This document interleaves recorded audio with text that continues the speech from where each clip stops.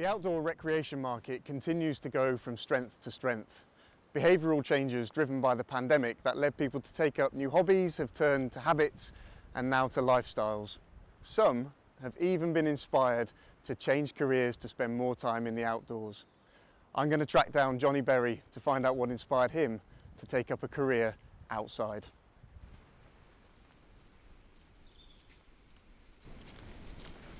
Hi Jonny. Hi Ian, how are you? How you doing? Nice to see you. Well? Nice to see you. Yeah, very well. So yeah, obviously, a lot more people being drawn to the outdoors. Yeah, definitely. What was it that inspired you to follow a career in the outdoors? I think it was when I got into the outdoors, I was quite young. I joined the industry when I was 18, but I think it was that I knew I wanted to spend time outside. I knew I didn't really want to spend my time sitting behind a desk in an office the whole time.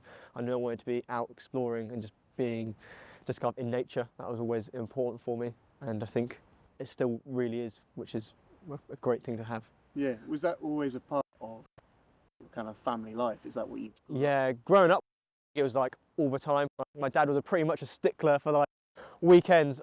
I love computer games, and my dad still to this day is like, I hope you're going out this weekend. It's like, don't even live at home anymore, and still getting phone calls with my parents like, you make sure you're doing something. It's like, yes, I don't do it all the time now, but it's like, spend time is like outdoors. Dad was always like every weekend, go out mountain biking, got really into like walking, all that sort of stuff. My family's always been big into skiing, so I used to do that a lot. I grew up near Hemel Hempstead, so I could always ski at the indoor snow domes there, so I was very fortunate to do that. And every holiday, it wasn't like all-inclusive, like holiday hotel, it was always like in the caravan, out camping, all that sort of style of stuff, which is like what I still do now, and it's like what I love, and very fortunate to have that, I think, when growing up. So through school, I guess like the traditional route is, I don't know, you sit down with a careers advisor or something. Yeah. If you tell them you want to be an outdoor instructor, that's probably not. It was almost quite poo-pooed at my school, like the idea of like, no, you can't go become an outdoor instructor. Yeah, you need to go. My school felt very much like GCSEs, A-levels, because it was like a built-in like sixth form at my school, and then it was straight like, I felt like everyone was supposed to like then go to university.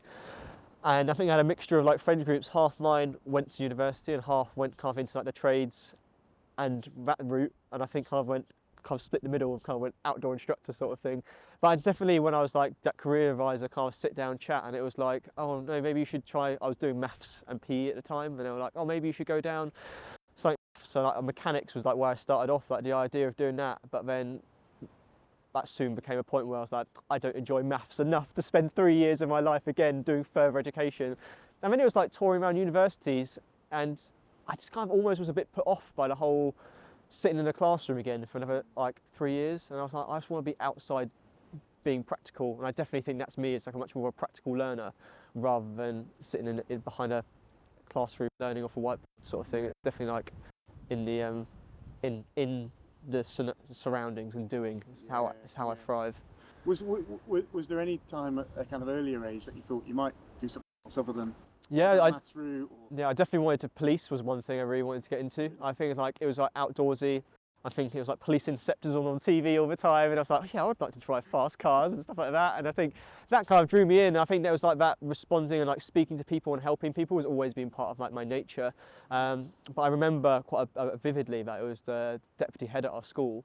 He used to be ex-police, and I spoke to him about it, and I was like, I want to go kind of into the police. And he kind of actually put me off a little bit by saying, don't go straight in at 18 because you don't have that life experience. It's like if you're going into like a domestic like a dispute and you've got to go in and deal with that at 18, you're like, don't even have a girlfriend, and I'm trying to like explain to this man like, it's going to be all right, don't worry. And it's like, how do you know that sort of thing? And that was kind of made me point that actually maybe I want to go back into the police maybe in a few years time, but actually at the moment getting all this life experience, spending time in the outdoors is really valuable to me. Talk me through the course. I mean, how did that come about? How did you find it? When did you start? You started quite early. Yeah, so it's like 18, so I finished my A-levels, kind of gone through that whole UCAS process of like looking at universities, and I was like, actually, it's like, doesn't fully appeal to me. So I went down to Cornwall to like near Mevergessey and like near St Austell area, and found an outdoor centre down there. Ray ran an instructor training course, and I was like, oh, this looks interesting. Signed up for that in like June, and then didn't hear anything until like end of August, like September time. And you then had to make decisions then about university. So gave him a call and I was like, what's going on? Is the course still running in October? And they're like, oh no, sorry, we thought we had contacted you. Course isn't running anymore. And I was like, September, like what? Like I've said no to university, and I was like, I'm fed up of working at Waitrose. I was like, I didn't want to stay at a supermarket sort of thing. So I was like, had a bit of a panic. So like just jumped on like Google and just searched outdoor instructor training anywhere, and it just popped up as like Dorset came up, Land Wave, sent in a like request form online and got a call from a guy called Graham, and he was like, oh, we're actually running an open day tomorrow. And I was like, oh okay, this was like Friday, it was like running one on Saturday, and I was like, would you like to come down and like learn a bit more about the course? And I was like, so I just went to my dad, I was like, can we go down to Dorset tomorrow? And we were very fortunate, when growing up, that's where we used to go on holiday a lot. Okay. So Dad was like, yes, definitely, he was happy to go down. So like drove down there for 9 o'clock sort of thing, and there was like, from then onwards, it was like, I want to be like an outdoor instructor, and it was like, just loved it. There's a photo of me from that open day. I look about 12 in the photo, I still don't look 26 now. So like the idea of me at 18 looks so young, just doing bushcraft, like doing like a tinder ball and like blowing into it, and it, like the smile on my face, and it's like, you can almost just see the idea in my head. It's like, that's when I wanted to become, and I like, knew this was for me sort of thing. And from then onwards, it was like, that was in September, so quite a late sign up, because the course started in November, 1st of November. Okay. So I only had like a month to kind of get ready for the course, and it was like straight into it from there. And how was it? I mean, obviously just in terms of, I guess, funding it and I don't know, support, and how long was the course? So the course was 15 weeks long. So when I did it, so it's 15 weeks. So it was like 8 weeks before Christmas and then 7 weeks afterwards, sort of thing. So you have like a 2-week break over Christmas. So it was like November to February, and it was full time Monday to Friday, and it was great. So I had weekends off, so spending the weekends down here, and it was really great. Just kind of immerse yourself fully within the outdoors, and I think that's what I loved about it. Funding, so with at the time you could get funding to help towards it through the government. You could get a career development loan, but during COVID that kind of all got scrapped. But at the time I was very lucky. I got an interest-free loan from the bank of mum and dad to do it. So slowly just paid, kind of after the course, paid them back off with that. But that is like the way I kind of got into it that way, and it was very fortunate to get into that and just straight into the outdoors.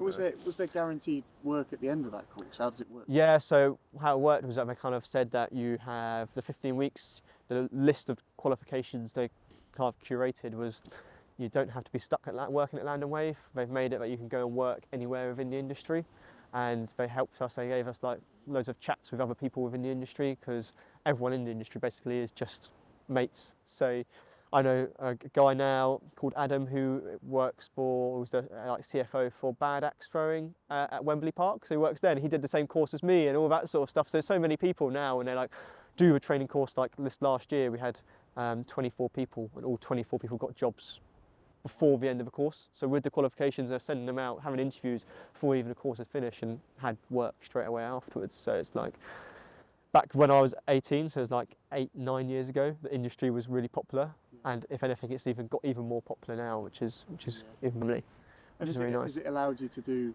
other things as well as just the sort of day job, as it were? Yeah, definitely. So it's like, started off with just like the classic of being a seasonal outdoor instructor, working 5 days a week, quite a lot of weekends and all that sort of stuff. But then it meant I managed to save up and buy myself a van, converted that into a little camper, and I've like travelled around the UK with that. I did a season of freelancing, so instead of working for one centre, I got to travel around. So I've got to work loads in North Wales, lakes, a bit up in Scotland, down in like Torquay and places like that. And with the industry, you can progress your qualifications. You don't do like an intense course and then that's you done. There's so much progression to be had as well.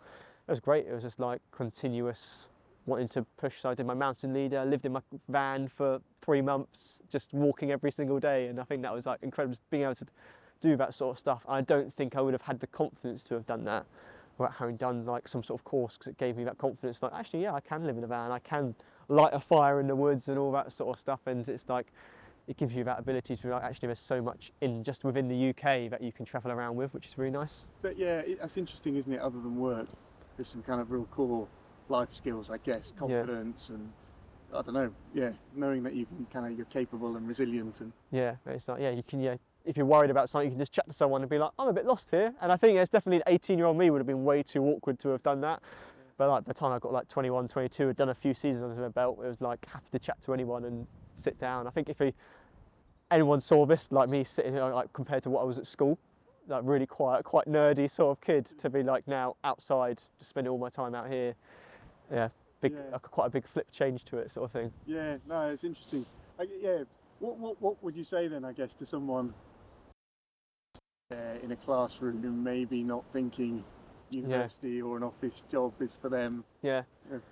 Follow your passion. It's like if outdoors isn't for everybody, I can tell you that. But it's like for some people, if you really want to do something you enjoy, just follow that passion. If you really like working on cars, become a mechanic. There's like, why not? It's like if you enjoy it, if you go to work and you enjoy it, it doesn't feel like work. It doesn't feel like a job.